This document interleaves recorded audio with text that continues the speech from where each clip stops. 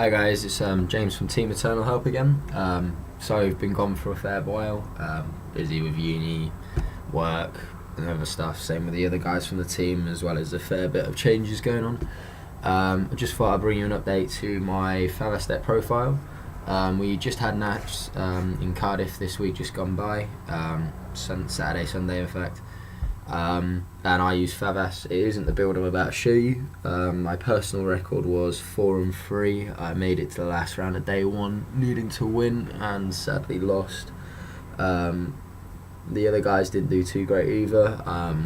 Jordan went 4-3 as well, but sadly dropped out fairly early on. Nick, our new member, went 2-4, I believe it was, or 2-3. And dropped out, but he's also made a lot of changes to his deck profile since as well. For Night Rose, Jordan was using the Wild, and then Chris, our final member, went 3-3 and dropped out as soon as he lost his third game. Essentially, he was using Chaos Breaker again. It was a lot harder this year than we thought. Not we thought, but it was a lot harder than this year compared to last year and the year before. Some really good players and a fair bit of bad luck, I think, for all of us all around, really. I played D-Robo first round, got grey locked, saw no Adelaides, no Tidals, no resources, and he eventually got the guard knockout to finish me off. Second round I played against Sanctuary Guard Royals, Sanctuary Blaster in fact, ended up having to play for him because he'd only ever played 2 games of Vanguard. He was just down for the hell of it, for a bit of fun. So yeah, I won that one, and then third round me and Nick played each other. I got grade locked again, and when I got my I finally got to stride on Commander Thavas. He was on a 4-card hand. I went crit heal, and he saw 2 draw triggers off that, basically shutting down the rest of my turn with Tidal and Melania, so I just had to swing at Vanguard to draw loads of cards, and he actually went up at hand size instead of losing any cards in hand, so from there on I just got destroyed. Round 4 was Nova Grappler. My deck decided to work from then on. I went Commander, then Wailing, had all the setup, wrecked him. Same with round 5, went in against Harry Pale Moon, beat him on first strike, Commander Thavas, proving to me that this deck, when it wants to go off, destroys opponents. 6th round was hilarious. I played against a Gear Chronicle player. At this point I was just revealing my starter and just be like, yeah, I don't really care what you think anymore, or I'm just going to play and go for it. And he tried to bluff me with I'm playing 7 Seas Rush. I was like, okay, cool. So I kept 3 of my grade 1s in hand, and then a grade 3 mulligan back the trigger, redrew the trigger, thinking I'll rush him back. He flips over Gear Chronicle, rides his PG that he actually had to top deck. I went Stacia, Stride Fodder, start behind, Melania, crit trigger, first turn, put him up to 3 damage. I actually got stand trigger as well, so he had to drop a 10. And he rode up to grade 3, I was still on grade 1, but he was on 5 and I was on like 3. I eventually got my grade 2, slowly rode up, and then sort of beat him on Commander Thavas again. I think I went 2 Commander Thavases in fact, but yeah, he wasn't best impressed because it got to the point where he couldn't even strike because he had to call his grade 3s early on to try and hit me back harder, and I was essentially just surviving every turn with what I had left in my hand. It was quite a funny, really good game actually for me. I went nuts. So yeah, I went 3-2 at this point, needed to win my last 4-2 at this point. Sorry, needed to win my last game. Came across an Ancient Dragon Tachikaze player. He was using Gaia, the old one, with the Tyranna Legend and stuff. I ended up putting him to 4 damage in my grade 2 game, which was a mistake because he hit limit break, went Tyranna Legend, 21k, 2 crit. Wrecked me a little bit there, and I went to 5, couldn't stride, and yeah, he destroyed me from there. I actually had to use Thavas's GB2 skill a lot. I used him about 3 times, I think, during the day, because D-Robos, I kept drawing heal triggers, nothing else. I had to use it there. I had to use it against Nick with Night Rose, because again, no resources, not much I could do, couldn't stride, and again I had to use it against this guy in the last round of day 1.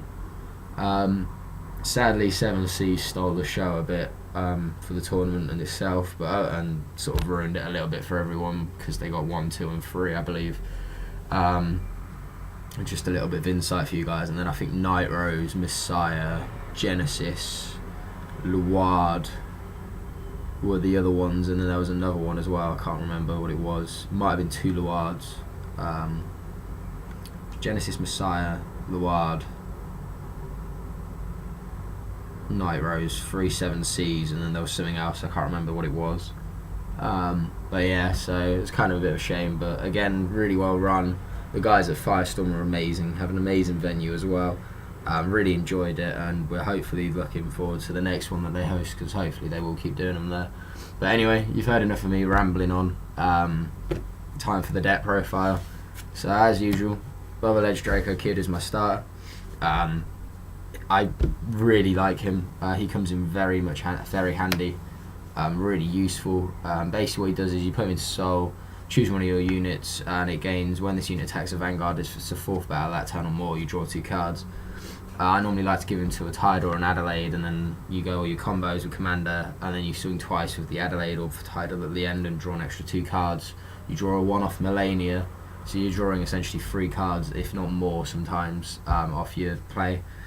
So yeah, it is really, really quite good. I run him over the other 2. I like the Thavas one, the one on wave 3rd time or more, when this unit boosts a Vanguard or when a Vanguard attacks. Move this into Soul, call or grade 3 Thavas from deck, and then you bounce back to hand at the end of turn. I do like her quite a bit, but I feel the draw power from this is a lot better off. Same with Andre. Andre is nice, however I feel he doesn't really work very well with the deck. I mean, you can give it to your Melania, Cannon Blast 2 to draw 2 essentially. It would be, in fact it'd be Cannon Blast 3, draw 2 cards. That's the only problem I have with that. You're using a lot of your Counter Blast to try and smash out a turn and draw loads of cards, where this dude essentially says, well, give it to a Melania and we'll draw 2 anyway. Or I give it to a Tidal, use Melania and the Tidal, and I draw 3 anyway for the sake for free, for a CB1 instead of a CB3. Yeah, you need a little bit more setup for it, but at the same time it's quite easy in this deck to get that setup, and I do love the draw power he gives.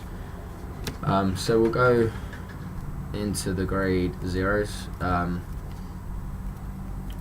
Run 4 Petros into Soul. When a Thavas Vanguard attacks, move into Soul, plus 5k, draw a card. It's pretty good. SP, gotta love him. Pretty standard in any deck really, the double rare crit triggers, because they do a little bit. They're better than nothing. They're shiny. Sometimes the plus 5k and the draw is quite useful as well. So yeah. Next we have 4 Supersonic Sailor. Move into Soul, unflip a damage. Yeah, he can be quite useful now. The deck can be a bit Counter Blast heavy, so sometimes it is useful to use his skill, a little bit more so than we used to be before Wade and Thavas came out. Still quite nice. Now, before I reveal the next card, I did have a little bit of a test. I had an idea after the tournament finished. I wanted to try it out. We had most of the bits on us before this, and thought, yeah, we'll give it a try. Play tested it. Play testing went really well with it. Sadly, I didn't get to try it too much before the second day, when I literally just spent the whole second day trading essentially. But from the early signs, this does work really well. So I won 4 Despina, Blue Storm Marine General Despina for instance. So yeah, it is now a 12 crit build. I was running the stands for the event, and the stands are nice. However, I sometimes see the stands on the defensive where I wish I had a draw trigger, or I'd get the stand on the offensive and wish it was a crit instead, or even, yeah, and I wouldn't be able to stand anything to the most effect. Then I could have gone Malika, obviously, but at the same time, it's only a 5k shield. We do draw enough in this deck mostly, so long as the deck wants to work.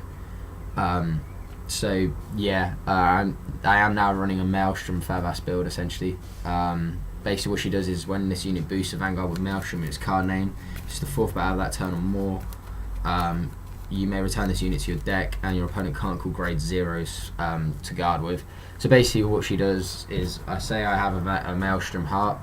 Obviously I ride Wailing. Wailing steals the name of Maelstrom, the heart essentially, because it uses that name as well. Maelstrom goes, you can't call grade 1s to guard, and she goes, well, you can't call grade 0s, so they literally have to G-guard or use a grade 2s to guard, and it's going to be like a 50k attack. Your opponent isn't going to always have the G-guards to guard that, and if they do, then more than likely going to need 2. So it is a really nice idea. We'll talk about it in a little bit more detail a little bit later on. So we do run 4 of the new heal trigger. Ioannis, or I think her name is. Basically what she says is discard a grade 1 or less to draw a card when you use her to discard for the cost of the new G-guard that we got, her G-guard version. I never used the ability. It's nice to have an effect though, it's better than nothing, and they are hollow, so we can't really complain too much. I feel like we could have got better with what we got for the heal triggers, but at the same time she's still pretty good. Just a little bit extra. I mean, she may come in handy later in other games occasionally where you need something for next turn and you do it and it pays off, but I never saw a need to over the weekend use her. Again, she's just a nice hollow crit trigger, heal trigger, sorry. So next we got the grade 1s. So we got 4 PGG Petros, pretty standard in the deck. Just unflipper damage if you have a copy in the drop zone. Nothing better to run. You could argue the use of the older G guards. It would have PGs. It would have paid off in my first matchup to have them, because my opponent swung at my rear guard for D-Robos to get Laurel, and then he drew loads and all that. But majority of the time, it doesn't really matter too much. That is a very rare case and exception where you go, I can't G-guard because I'm on grade 2. I need a perfect guard because you're going to get loads of pluses, but I can't because if you swing at my rear guard, I'm going to have to take it and you're going to have to get all your advantage back. It's only in that D-Robo matchup most of the time anyway, and it's only when they go superior stride combo, and if you do have that rear guard out because you've tried to do a little bit more with your life. So yeah, 4 PGG, pretty standard really. Then we go 4 Nikki. Basically it's reveal a grade 3 and then you search for a Thavas, discard a card. Kind of never use that effect. I sometimes do, sometimes I went Skyros Thavas for the event. And I think I did it once where, no I didn't, in playtesting I did it once where I called him to rearguard, discarded the Skyros to get my Thavas to correct the ride, because sometimes you don't want to be on Skyros, but I do rate Skyros quite a bit myself. I feel like having him in the deck sort of helps you against your bad matchups a lot more than what you could always do. Having said that, I have now taken Skyros out. But yeah, so, and then obviously his other skill is Stride. When you pay the cost for Stride, he counts as a grade 3 essentially. So yeah, it's a Stride deck, you need the Stride fodder. Especially now that my grade 3s are almost always sort of useful. Next we're on 4 Melania. Melania is life. She is essential to the deck now. Basically she's resist and then wave third time or more when she attacks I think it's when she attacks a Vanguard, and if you have a grade 3 or greater with Thavas in its card name. Is it when she attacks a Vanguard? Yeah, when she attacks a grade 3 or greater Vanguard, if you have a Thavas that name, you draw a card and she gains 5k. I like to use her with Commander a lot, giving her 5k attack from the back row. You swing with Commander, swing with a rear guard or whatever. Normally my main combo is swing with my first rear guard, doesn't matter what it is, sometimes it's even a crit trigger. Swing with Commander, swing with her, draw a card, she's 17k before triggers, and then swing with a Tidal or an Adelaide on my 4th circle that I've used Bubble Age with, draw 2 more cards. So I've drawn 3, triple drived as well. Can be really nice, very effective. But yeah, she is very important, especially with that resist. She gets around Dragu it, and she can't be killed by other things and locked, so she gives you almost permanent rear guard. There was a couple of things that get around it, like big crunches and root flares, and the Tachikaze stride, that thing's scary by the way. Yeah, but she is very nice. And then finally I play 2 Bloomstorm Battle Princess Coralia. Basically what she does is when you call her to rear guard, you may reveal a grade 3 card from your hand. if you do, discard it and search your deck for a Maelstrom, the original name Maelstrom, so you can search out for either OG Maelstrom or the Maelstrom Break Ride. I am now playing a Maelstrom build, kind of. It's a Maelstrom Thavas hybrid. And I honestly, I now rather want to be sitting on my Maelstrom than I do Thavas. So searching out for my Maelstrom bits is kind of important. So she's quite nice just to allow for a bit more consistency. I do rate Stacia, however Stacia was normally key to have behind your vet, waiting Thavas to get the extra swing. Sometimes the 9k at a rearguard was nice, but it wasn't very important. And I find the Lambros I never go into anymore. It's a very rare one-off sort of thing. So that combo where you had Stacia, then 2 rearguard restanders, you swung it the 11k rearguard, for example, with both your restanders and then your Stacia to get your 4th attack, restanding both your Tidals, we'll go with Tidal, and then they have 10k and they can swing 10, 19, 14. Was a very nice combo. However, it was very easy for opponents to guard, and if they saw triggers and stuff like that or whatever, it just wasn't as effective as the Wailing Thavas turn. So now this deck is purely set out to go Commander Thavas and Wailing Thavas from there on. So yeah, she just adds for that little bit of consistency with a Despina combo. Next we've got grade 2s, so we've got 4 Tidal Assault, my boy. There's no real explanation needed for him why you run him. Basically swing at a Vanguard, restands with minus 5k. It's just a cheap swing twice, gets your Wailing Thavas set up for GB3 on his own essentially. And then all you need to do for the Despina combo is call out one other thing, it doesn't matter what it is, say a Thavas crit trigger, and then you've got your combo. So yeah, he's very nice and he's free, so you don't have to worry about your resources. So yeah. Next we have Adelaide. 4 of again. I see this as another staple now in the deck. She has become very important again, such as Melania. Basically what she is, Counterblast 1, Soul Blast 1 when she's placed on the rear guard. She gains 2k until the end of the turn, and when she attacks a Vanguard, she can restand essentially. She's a bit like Tidal, but she's 11k twice, so in that regard she's better. However, she does require a cost, and you have to have the Thavas name. So she does lose a little bit of that consistency. You don't mind you can't just say, oh, I'll call this and I don't have to worry about anything. Sometimes you go, oh, I ain't got the Count Blast, or I need the Soul or something else, and yeah. But again, she's very important, very key for the same reasons as Tidal, and the fact that she can hit a Vanguard twice on her own without boosting is very nice as well. I then play 2 Saberflow Sailor. I was running 1 in the event, and then I was running 2 Magnum, is what I was originally doing, but I never see the use of Magnum. Occasionally he's nice to get off, but it's very rare that I use him. I now also run 8 grade 3s, more for the fact that this was before the event, more for the fact that I spent more times on grade 2 grade lock than I didn't. I had 2 tournaments prior to the Nats, and I was grade locked 6 out of 8 games both of those tournaments on grade 2. And that was regardless with 7 or 8, so I'd rather have the 8 just for the consistency. Since I've changed it to the Maelstrom build, funnily enough, I actually haven't been grade locked. I've only played about 6 or 7 games with it so far though, so it does need more testing. However, she's in here, she's basically a GB1. At the end of the battle she attacked if it was the 4th battle of that turn or more. She dies and you draw 2 cards. She does just add to the draw power engine in this deck, which is very nice and very strong and essentially very essential. Especially now that you kind of want to see a Despina during the game. Getting that draw power to get that adds to the consistency of your combo. So yeah, she is very important. And then finally I've actually added in the Storm Rider Basil, partially because he's an SP, and partially because through testing again I was using this and Couple Dagger Sailor, both of which were very nice. They allow you to go off before GB, so you can get your Bubble Edge Draco Kid combo off a lot more, and it can hit for 10k, which is nice. So it hits over the 10k vanillas on the grade 2 game.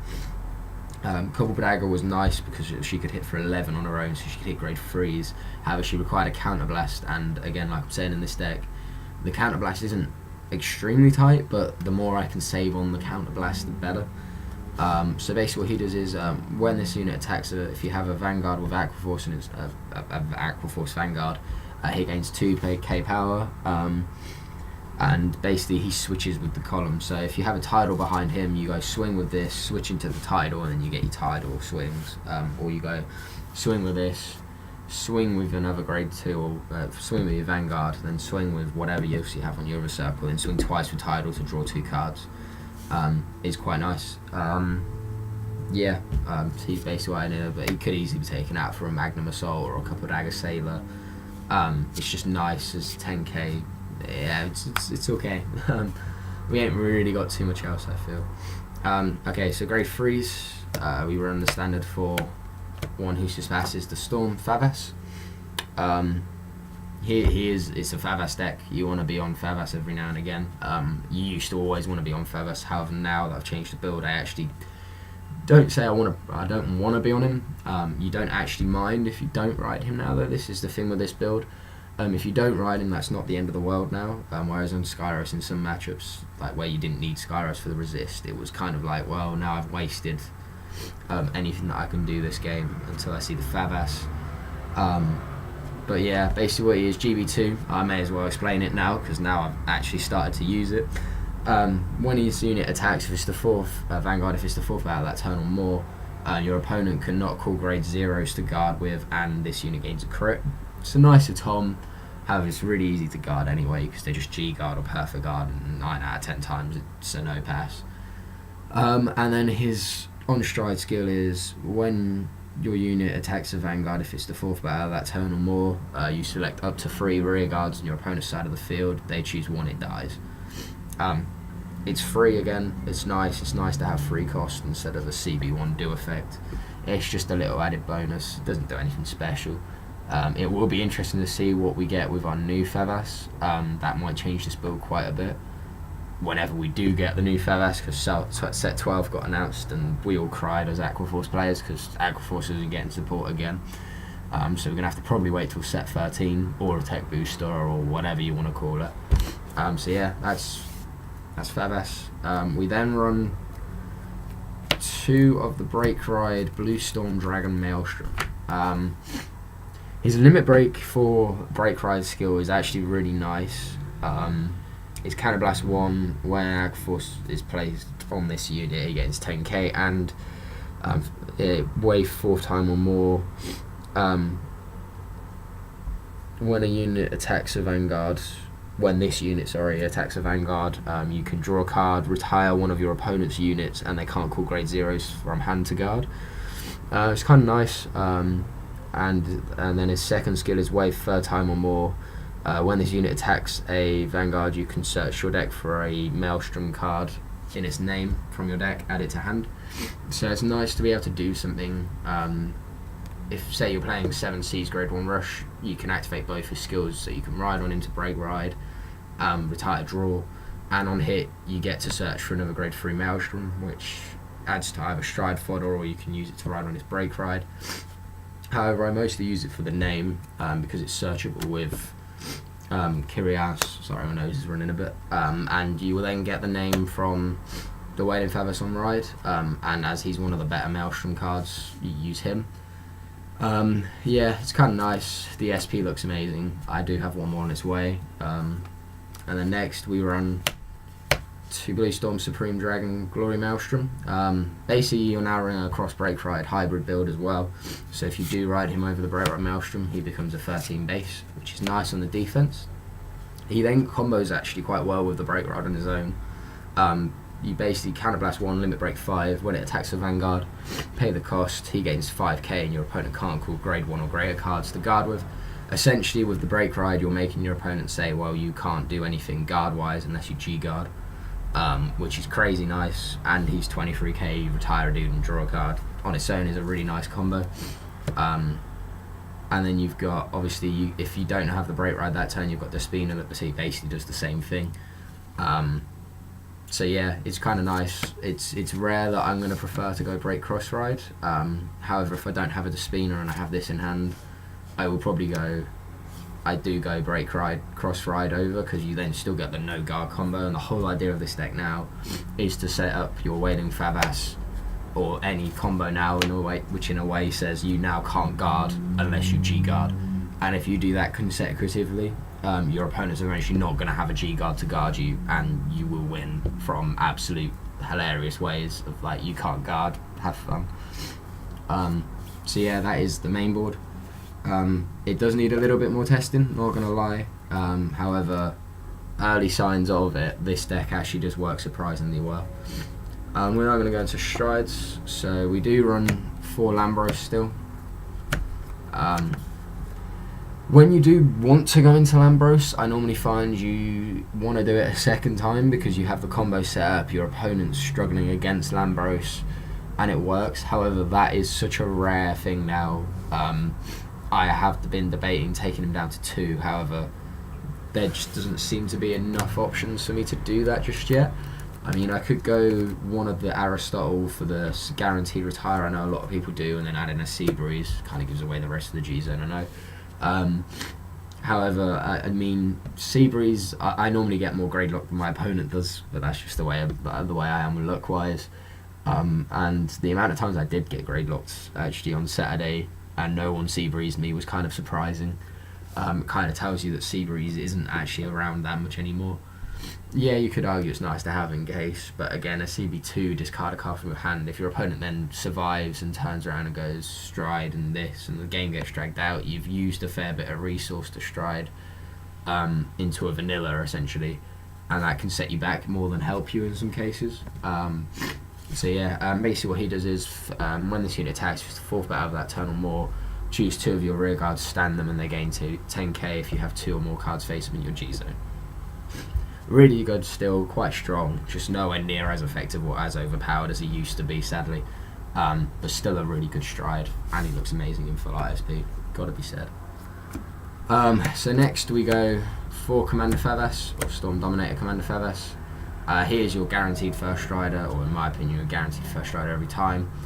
Basically what he does is you choose a rear guard, persona flip, choose a rear guard, it gains 5k and can attack from the back row.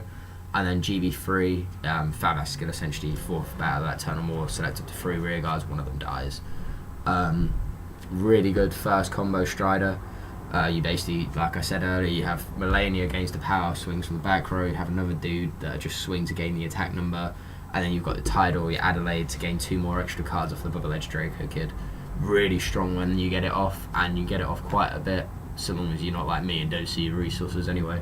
But I do get him off a lot, and it works amazingly well. So you essentially draw 6, maybe even 7 cards to your hand, and your opponent just sits there and goes, right, okay, and you then end up with like a 10, 11, 12 card hand, and you're almost guaranteed to survive to your Wailing Thavas turn. Yeah. So I've talked about him enough this video. So we've got 3 Wailing Thavas. I know a lot of people only run 2, and then they go on Aristotle and Seabreeze and stuff. It's actually surprising how much this was testing anyway. I actually do go into 3 Wailing Thavases, and that 3rd Wailing Thavas actually wins me the game. Basically, what he does is GB3. For each battle that has occurred this turn, he gains 5k power. So if, say you've had 4 rearguard attacks, he gains 20k power. And then his GB2 wave 3rd time or more skill is Cannonblast 1 when this unit attacks the Vanguard. Oh, actually, I've got that the wrong way around. When this unit attacks, so his first skill, Vanguard, GB3, when this unit attacks, for each battle that a rearguard attack during this turn, your opponent chooses one of his or her rearguards and retires it. That's funnily, that's the free skill. And then the Counterblast 1 skill is, for each battle that occurred this turn, this unit gains 5k, and your opponent cannot call grade 1s to rearguard, to guard circle. Basically, you can't perfect guard him, and he gains mass power, so it's like a drop 2 G guards, which normally happens to me, funnily enough, to survive, or you have to take it and hope I don't get a crit, because normally they're on 4. And now I find with the increased crit as well, that happens a lot now. You see that crit trigger that you need to win you the game, because you now run 12 is increasing the chance. I will come back to explaining the Maelstrom combo for you guys in a second. I'm just going to finish the rest of the stride zone, or the G zone. But yeah, he's very strong. He is our main finisher. And honestly, I couldn't ask for much else from a finisher. He is really strong, really powerful, and scary as hell for all opponents. So G guards, I run 1 spree, 1 Dismal, and 1 Ice Barrier Dragon. Dismal is basically your opponent can't target it for attacks and can't retire it or target it for any skills in any way, shape or form. When you call it to G-Guard, you select a rear guard, 15k base. He's in here to replace, you'd expect him to come out maybe for the new G-Guard. However, you can do this now first. You can do this before you've stridden, and it's kind of sometimes you only want to use it on 1 rear guard, or you only have 1 rear guard, so it's nicer just to go Dismal unless you need the power. Screws in here to make up for the fact that 2nd or 3rd attacks that are powerful and scary, I need a 25k shield. Say if I don't have a field with the new one that I'll explain in a minute, I need that extra 10k, so I'll play him, discard the extra card, get the 25k shield. And then Ice Barrier Dragon is in here because A, he looks amazing in SP, and B, it's nice to have that chance to get that free 25k shield. So 1st or 4th or more battles this turn, when your opponent attacks, this unit gains 10k. Just that would be really nice, kind of like the Shadow one, if it wasn't for the fact that it's so easy to play around. Whereas the Shadow one is just generic ritual free, gain 10k. Because we can't have nice things. Well, we got Wailing. So yeah, that's those 3. And then finally, I do run 2 of the new Ionis G-Guard, our GB1, CB1 flipper copy. Basically, you pay the cost, and then you select as many rear guards as you like, up to 5, and this unit gains 5k for each one you select, and all of your rear guards gain resist continuous. This unit cannot be hit, so basically you're giving all your rear guards Dismal, which is crazy nice, and you gain a nice mass power shield. Really effective. I did use her a lot, and she can save up your skin a hell of a lot. So yeah, I do run 5 G-Guards purely for the fact you go first, you go around to a Highness, for example. I mean, you could do this in any way. Flip up the Dismal, because we've now gotten to the point where we're using Ionis, so Dismal's not as important. Then we'll go 2nd G-Guard, we'll go into our free guy, and then 3rd G-Guard we can go into the 2nd Ionis to flip up a copy of Screw, and that's all our G-Guards used. So by running 5, it guarantees that I can use 5 G-Guards. Sometimes I do just go straight up to Ionis if I need to, but to have that option to use 3 G-Guards instead of saying, oh, I'm struggling, or you can even go 4, you can do it this way, 1, 2, 3, 4 flip up a style.